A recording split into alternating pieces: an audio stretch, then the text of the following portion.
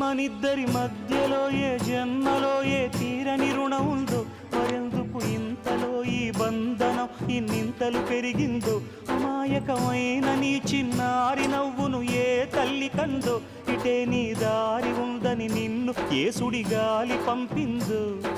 పాపం పుణ్యం దేవుడికెరుక, పేదకు దొరికిన బంగారు కణిక, పాలు వెన్నా లేవని అనక ప్రేమను తాగి తెరగవె చిలక.